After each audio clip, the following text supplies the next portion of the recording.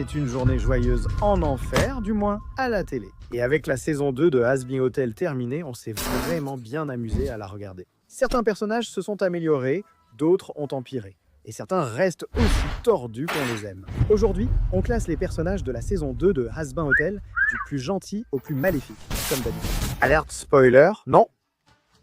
Et juste pour préciser rapidement, nous n'inclurons pas Adam, car même s'il fait quelques apparitions, ce ne sont que des hallucinations dans l'esprit de lutte. Je suis dans ta tête. Je t'ai tellement manqué, hein, espèce de folle. Commençons par les personnages au cœur pur, puis descendons. Ce sont les gentils. Cette saison nous a montré davantage du paradis et permis de découvrir des visages héroïques. Le meilleur du groupe restait le porte-parole de Dieu. Bien qu'elle apparaisse peu à l'écran, la porte-parole de Dieu révèle clairement sa personnalité. Elle surveille le paradis et tranche les différends majeurs, comme décider si un pêcheur serpentin peut y entrer. Contrairement à la plupart des anges, la porte-parole admet que les pêcheurs peuvent être rachetés. En entendant l'histoire honnête de Pensius et en essuyant ses larmes, elle lui dit qu'il n'a plus rien à craindre. Tu n'as plus rien à craindre ici. Elle montre de la patience face au caractère colérique de Lutte et pardonne à Sarah d'avoir laissé durer les exterminations. Il est logique que l'oratrice soit la plus vertueuse, car elle est celle qui, dans la série, se rapproche le plus de Dieu. Mais cela ne veut pas dire que personne ne lui a tenu tête. Emily décroche de justesse la médaille d'argent de la bonté. C'est un ange pur et doux, au sens propre comme au figuré. Elle prend sur elle de s'assurer que Pensius passe le meilleur moment possible au paradis. Elle la défend même devant des anges supérieurs. Elle aide Charlie à vaincre Vox et prouve que les pêcheurs peuvent être rachetés. Même offrir des paniers cadeaux aux victimes des exterminations était un peu maladroit. Emily a toujours eu le cœur à la bonne place. Sa volonté de protéger le paradis et racheter l'enfer est admirable. Il est crucial de rappeler qu'au moment où la super arme de Vox allait détruire l'anneau de l'orgueil, tout le casting risquait de mourir. Et l'explosion. Emily a été la première à essayer de la calmer. Cela a poussé presque tous à la rejoindre, lui rapportant de nombreux points de héros pour son inspiration et sa compassion. Les fans lui sont très reconnaissants, car si Emily était morte, beaucoup auraient sûrement abandonné. Remettons maintenant la médaille de bronze du mérite à Sir Pensius. Nous découvrons d'abord pourquoi Pensius est allé en enfer cette saison, en tant que reclus. Durant sa vie sur Terre, il a été témoin des meurtres de plusieurs femmes, mais n'a jamais pris la peine de les signaler. C'est grave, mais moins terrible que ce qu'aurait pu faire quelqu'un capable d'inventer des armes de destruction massive. Activer les propulseurs et charger l'anneau de la mort. Ayant laissé le passé, Pensius est au paradis et montre toute la saison qu'il a mérité sa place. Pensius est l'un des personnages les plus altruistes de la série. Il ne cesse jamais de penser à ses amis de l'hôtel, cherchant constamment des moyens de les contacter et jouant même un rôle clé pour les sauver, allant jusqu'à inventer un moyen de diffuser un discours dans tout l'enfer pour leur annoncer la possibilité de rédemption. Il agit aussi lors de la déclaration de guerre de l'enfer au paradis. Il réconforte sa nouvelle amie Emily et partage avec Sarah un pouvoir de l'amitié à la Charlie pour l'encourager à agir justement. Il n'est là jamais trop tard pour choisir la bonne voie. La sincérité et la gentillesse de Pensius sont mises en avant cette saison. Mettre toujours les autres avant lui-même lui assure une place de choix dans notre classement. Puis vient Abel, successeur d'Adam, à l'opposé de son père. Abel est un gars plutôt détendu, tout bien considéré.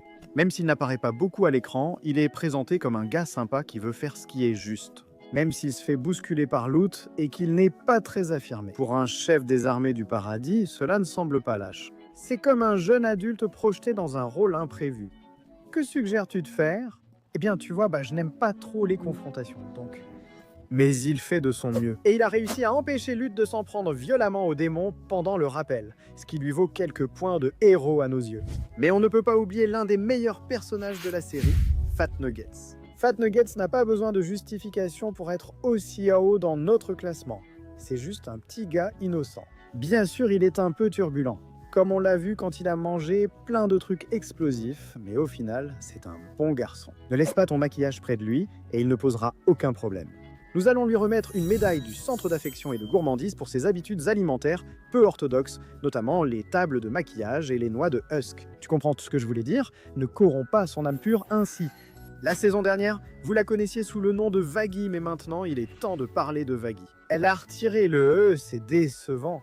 Vaggie perdrait-elle des points pour avoir caché son identité ? Dans la première saison, elle a regagné des points et en a gagné d'autres ensuite. Avec Charlie dépassé, Vaggie gère littéralement l'hôtel pendant la majeure partie de la saison et elle fait vraiment un excellent travail. Elle est toujours là pour réconforter Charlie, même quand il prend des décisions irréfléchies et lui cause des problèmes. Quand Charlie est au plus bas, Vailly lui remonte le moral avec une chanson d'amour spontanée. Dans le final, elle prend la direction de l'hôtel, permettant à Charlie d'avoir un rôle plus adapté. Sur ce point, parlons de Charlie. Écoutez, nous aimons tous Charlie. C'est une vraie gentille, toujours bien intentionnée. Mais honnêtement, elle a causé pas mal de problèmes cette saison. Pour commencer, elle a invité les 5 à son hôtel, leur permettant de salir son image. En tentant de racheter Angel Dust, elle a fait attacher Husk au rail pour qu'Angel le sauve. Si Charlie pouvait arrêter le train à tout moment en cas d'urgence, cela ne supprimerait-il pas l'urgence et n'annulerait-il pas la rédemption d'Angel? Ensuite, elle est passée aux informations avec Katie Killjoy, qui non seulement ne l'aimait déjà pas, mais avait aussi des liens avec Vox, et avait donc toutes les raisons de la calomnier encore plus. Nous le disons avec bienveillance, mais Charlie a vraiment mérité la médaille du Centre Darwin pour sa naïveté cette saison. Charlie n'est pas stupide, mais son optimisme irréfléchi a mené à de très mauvais choix. Heureusement, elle le reconnaît elle-même. Bien que Charlie prenne de mauvaises décisions tout au long de la saison, elle travaille avec ses amis au paradis pour arranger les choses. Elle fait tout son possible pour s'excuser auprès de Vaguy et Lucifer d'avoir perdu son sang-froid avec eux. Elle risque sa peau et son hôtel pour prouver à l'enfer que la rédemption est possible, risque à nouveau sa vie pour aider Emily à neutraliser l'arme explosive de Vox, et finit par confier la gestion de l'hôtel à Vaguy, changeant son rôle pour devenir la principale conseillère. L'arc de Charlie cette saison portait en partie sur le fait qu'elle réalisait qu'elle ne pouvait pas réparer le chaos de la saison précédente simplement en s'expliquant. Elle n'était pas faite pour supporter la pression des médias, et la gérer seule a seulement aggravé les problèmes. Mais heureusement, elle s'en était rendue compte, et a fait tout ce qu'elle pouvait pour s'assurer que tout le monde à l'hôtel puisse être là où il devait être. Malheureusement, elle n'a pas pu garder tout le monde là où il devait être. Angel Dust a eu une saison difficile. Le Garou était absolument au top dans la première saison et sa progression a continué dans la deuxième. Prenons par exemple la tentative de rédemption ratée. En découvrant que Vox avait saboté l'arrêt d'urgence de Charlie, Angel s'est placé entre Husk et le train, risquant sa vie pour sauver son ami. Angel a quelques problèmes, mais il est littéralement prêt à mourir pour son ami, et même après tout ça, il n'est pas trop en colère contre Charlie. Il reconnaît qu'elle ne voulait pas que ça se termine comme ça. Alors pourquoi n'est-il pas mieux classé? Dans l'épisode 6 de la saison 2, on apprend qu'Angel était manipulé depuis le début par Vox pour rester à l'hôtel. Il a involontairement donné des infos au VS pour les avantager. Tu as été un espion remarquable pour moi, Ange Poussière. A dû renier publiquement l'hôtel Hasben et a même tenté d'étrangler Cerise Bombe lors du contrôle des visites sanitaires. Cette révélation a tellement bouleversé Ange qu'il a choisi de retravailler pour Valentino, même après avoir été libéré du contrôle de Vox, pour protéger l'hôtel. Cette scène déchirante montre combien Ange est devenu altruiste et nous fait espérer une saison prochaine plus heureuse pour lui. Fin. Ah ouais? Et apparemment, il a aussi tué son père. Je ne sais pas vraiment ce que ça veut dire, mais comme Ange Poussière est un mafieux, je suppose qu'il y a une raison à cela. Après Ange Poussière, voici son ami loser, Husk, qui connaît beaucoup de hauts et de bas cette saison. Il passe d'encourager Ange Poussière à se racheter, à le réprimander pour avoir risqué sa vie pour lui. Qu'est-ce que c'était que ça? Tu aurais pu te faire tuer. Après la capture d'Alistair, il quitte l'hôtel un moment et retombe dans ses mauvaises habitudes. Jusqu'à ce qu'il voie Angel chanter en travesti. À la demande d'Angel, Husk décide finalement de revenir à l'hôtel et de se réconcilier avec Angel. Quand il réalise Molly son absence avec Cherry Bomb, ils font tout pour le sauver de Vox. Ils risquent leur peau face à Valentino et son RoboFizz pour sauver Angel de son contrôle mental. Cherry Bomb obtient une place bien plus élevée que la saison dernière. Même si elle reste un concentré chaotique d'énergie explosive, Cherry a beaucoup travaillé pour s'améliorer tout au long de la saison. Elle choisit de rester à l'hôtel et se lie d'amitié avec le groupe. Son principal mérite est d'avoir aidé à sauver Angel Dust du contrôle de Vox avec Husk, mais elle perd quelques points pour ses moments d'imprudence. Plus particulièrement, elle menace de faire exploser la planque de Baxter s'il ne révèle pas toutes ses informations sur Penchus. Même après que Baxter cède et avoue tout, elle fait exploser sa planque, ce qui n'est pas très cool. Aider à botter les fesses de Val, c'était génial. Puis vient Carmilla Carmine. Bien que moins bien classée cette saison, Carmilla reste une bonne personne. Dès le début, il était évident qu'elle ferait tout pour protéger sa famille.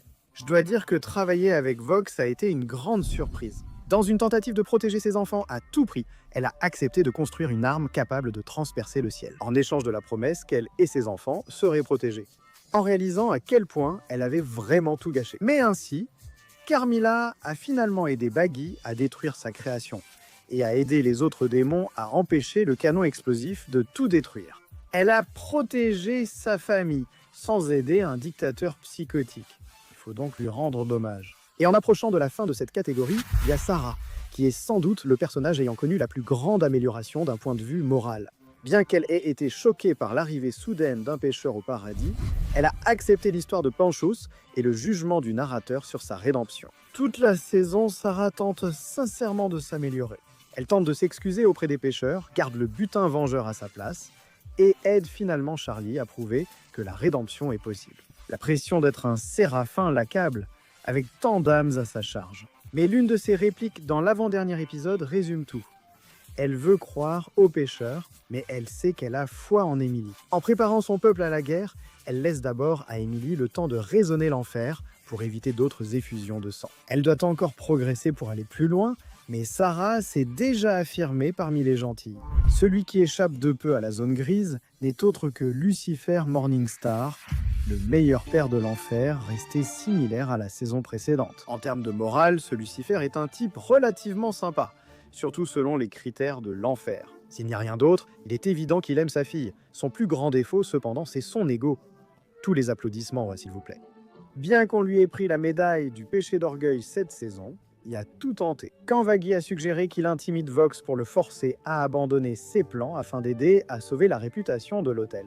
Lucifer n'a pas agi par pur altruisme, mais pour se prouver supérieur à Alistair. Quand Vox l'a insulté pour le provoquer, le monde a vu que Lucifer ne pouvait pas blesser les pécheurs, ce qui lui a fait perdre sa réputation dans la rue. Il n'a pas pu beaucoup briller cette saison, ayant passé le dernier quart comme batterie. Mais nous reconnaissons que son cœur était à la bonne place, un fait qui l'empêche de justesse de tomber encore plus bas. Et sur ce, il est temps pour nous d'entrer en territoire neutre. C'est la zone grise. Nous avons trop longtemps évité ce personnage.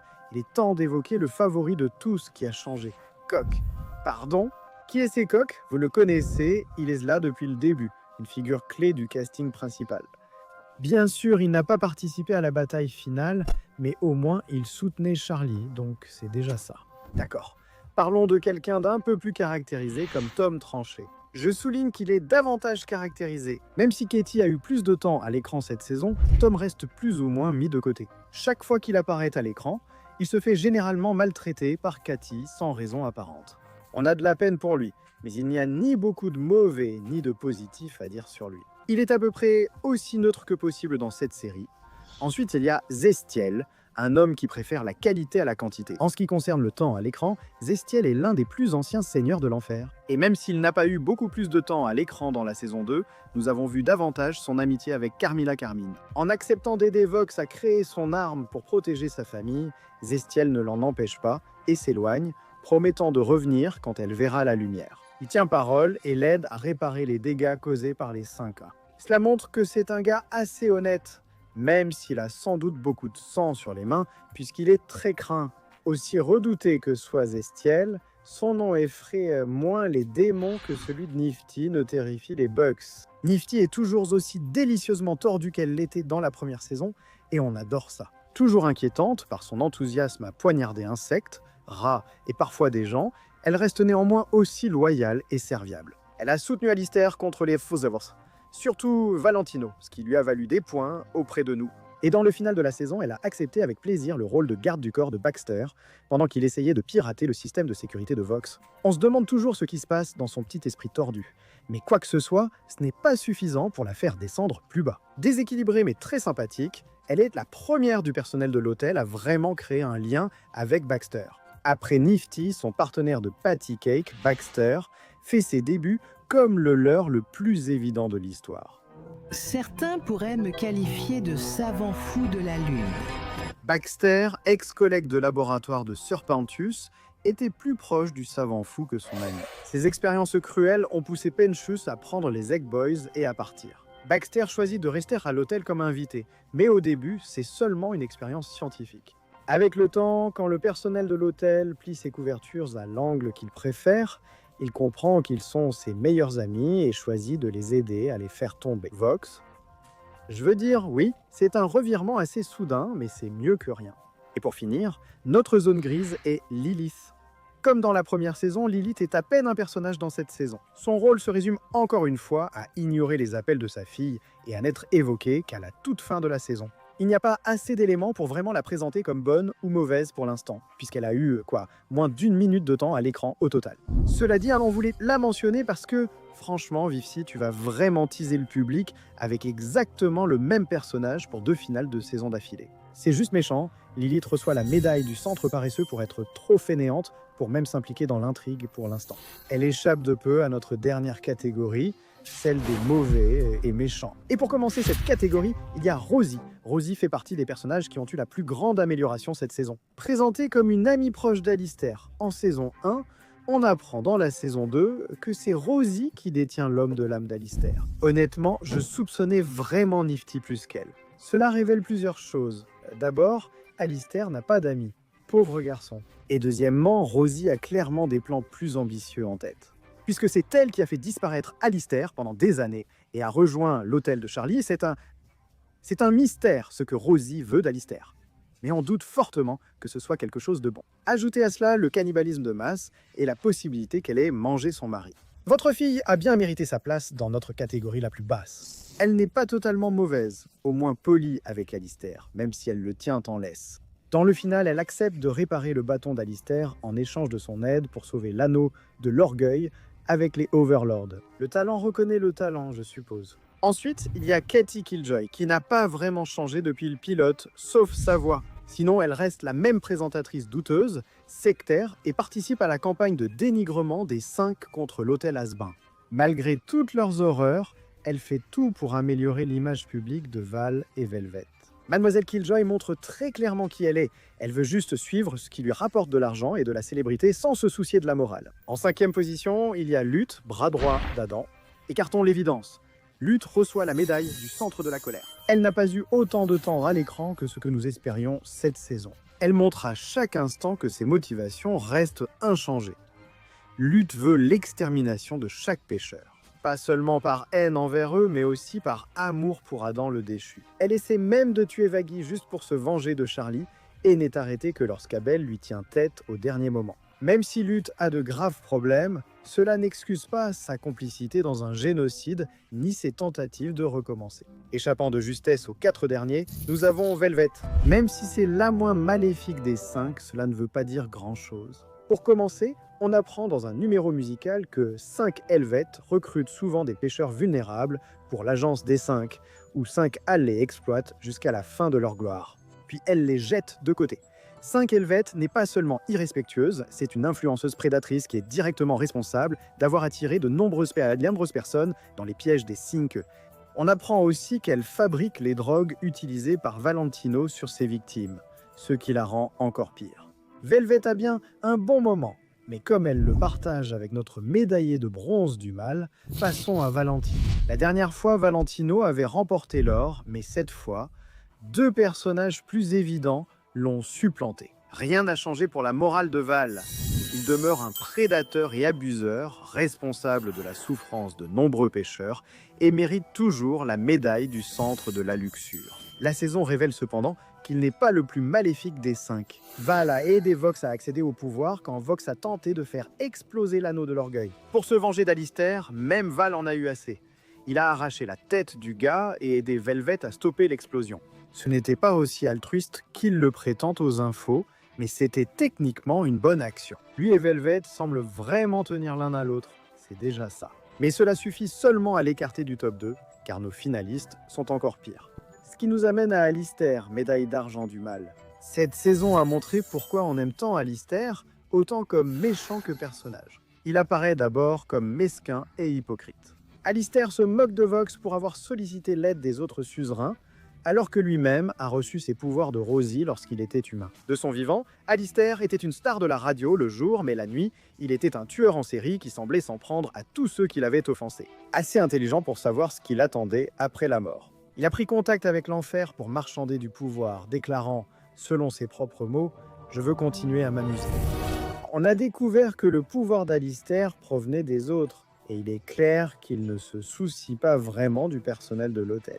Heureusement, Alistair a tenu sa promesse de tout gérer depuis la saison dernière. Dans Curtain Call, Alistair révèle qu'il manipulait Vox depuis le début, s'offrant comme prisonnier en échange que Vox ne touche pas Charlie. Après qu'Alistair ait fait admettre à Charlie que Vox est le plus grand pécheur de l'enfer, il profite de ce service de la saison passée. Il se libère du contrat de Rosie puisqu'elle n'a pas respecté sa part du marché. Quand Vox touche l'épaule de Charlie, Alistair est libéré de son accord et déchaîne toute sa puissance contre Vox. S'il n'y a rien d'autre, Alistair est honnête. Il est vicieusement trompeur et a manipulé tout le monde, trompant même une grande partie du public. Alistair est prêt à tout pour conserver son pouvoir. Il est même allé jusqu'à faire chanter Rosie pour qu'elle répare son bâton, sous la menace de laisser exploser l'anneau de l'orgueil si elle refusait. La méchanceté d'Alistair est prête à briller comme jamais et nous avons hâte de la voir. Mais la médaille d'or du mal revient à Vox. Mais d'abord, cette vidéo vous est présentée par Wicked Binge, les abonnements à la chaîne. Vous pouvez accéder à nos vidéos en avant-première, avant tout le monde. En plus, obtenez des emojis réservés aux membres et des badges de fidélité en soutenant la chaîne grâce à un abonnement. Ce type, vraiment. Comme Alistair, Vox était une star à la télévision le jour et tueur en série la nuit. La différence ? Eh bien, Alistair, malgré toute sa méchanceté, était en fait talentueux. Vox voyait toute personne mieux classée que lui dans ses émissions comme une menace. Aucun ne l'avait offensé et plusieurs le voyaient en ami. Mais Vox les a tous éliminés sans remords, prenant leur place un à un jusqu'à diriger seuls les médias. Ne laissez pas ce flashback avec Alistair vous attendrir. Vox reste froid et sans cœur. Nous lui décernons les médailles du Centre Andy et du Centre Grid pour sa quête de pouvoir. Croiriez-vous que nous n'avons fait qu'effleurer la dépravation révélée cette saison chez lui ? On apprend que Vox est aussi abusif envers Angel Dust que Valentino. Il a aussi lavé le cerveau d'Angel pour en faire un espion improvisé. Il dit à Val avec joie que ce geste va pousser Charlie à se suicider directement, en riant pendant qu'il le dit. Il délaisse ses amis, fait chanter Carmilla pour construire une arme contre le paradis, kidnappe Lucifer et utilise son pouvoir pour créer des armes capables de transpercer le paradis. Il manipule la majorité de l'enfer pour obéir à ses ordres. C'est le pire. Quand tout échoue et que son arme va exploser, il choisit de la laisser faire. Malgré l'avertissement du danger pour tous, Vox persiste, uniquement par vengeance contre Alistair. Cet homme est si égoïste et arrogant qu'il a révélé la bonté cachée chez Velvet et Valentino, Valentino. Tu es obsédé par moi. J'ignorais qu'il y avait du bon à révéler. Vox est un monstre, même selon les critères de l'enfer, et ce niveau de méchanceté est peut-être la seule chose qu'il a réussi sans l'aide de personne. Profite de rester sur un meuble télé pour l'éternité, Vox. Tu l'as bien mérité.